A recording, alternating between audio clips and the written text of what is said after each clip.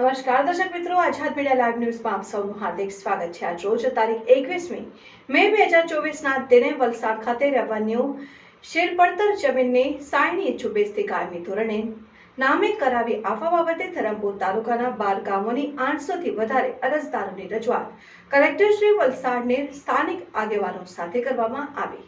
ધરમપુર તાલુકાના 800થી વધારે આ વિસ્તારના આદિવાસીઓ આ જમીન ઉપર વર્ષોથી હક અને કબજો તથા ભૂખવટો ધરાવે છે।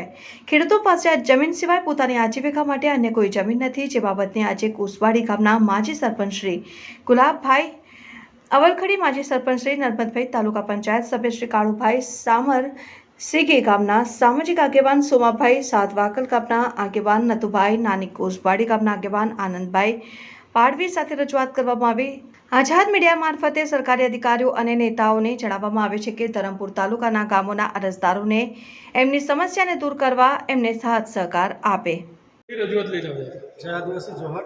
આજરોજ અમે માનનીય કલેક્ટર સાહેબશ્રીને ધરમપુર તાલુકાના 12થી વધારે ગામોના રેવન્યુ શીલપડતર જમીનની સાંથણી ઝુંબેશથી 800થી વધારે અરજદારોની જગ્યા કાયમી ધોરણે કરવા માટેની વિનંતી કરી છે અને કલેક્ટર સાહેબે પણ હકારાત્મક જવાબ આપ્યો છે કે એમની જે કંઈ પ્રોસેસ છે એમની ચકાસણી કરી અને 10 દિવસ બાદ રૂબરૂ મુલાકાત કરીને આગળની કાર્યવાહી કરીશ। અમારી રહેવાની શીલપડતર જમીનમાં બાપ દાદાથી ફેરતા આવેલા આગળ અમારા બાપ દાદાથી આ કબજા પર નામ હતું, ત્યાર પછી લગભગ 1999 લગભગ અમારું નામ નીકળી ગયું, બાપ દાદાનું નામ નીકળી ગયું।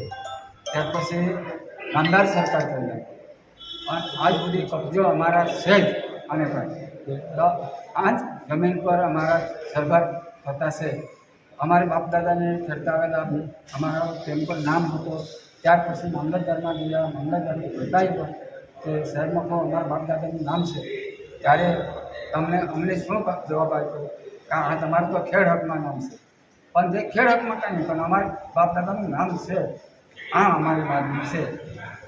સાહેબે તમને શું સાહેબને ઉપર તેમ કે જાહેરનામા પડે પછી તમને ફોન મારવા પ્રાંત કાંઈ કે પ્રાંતને આવું કીધું કે તમારું ઉપરથી જાહેરનામા આવે પછી તમને ફોન મારવામાં આવે।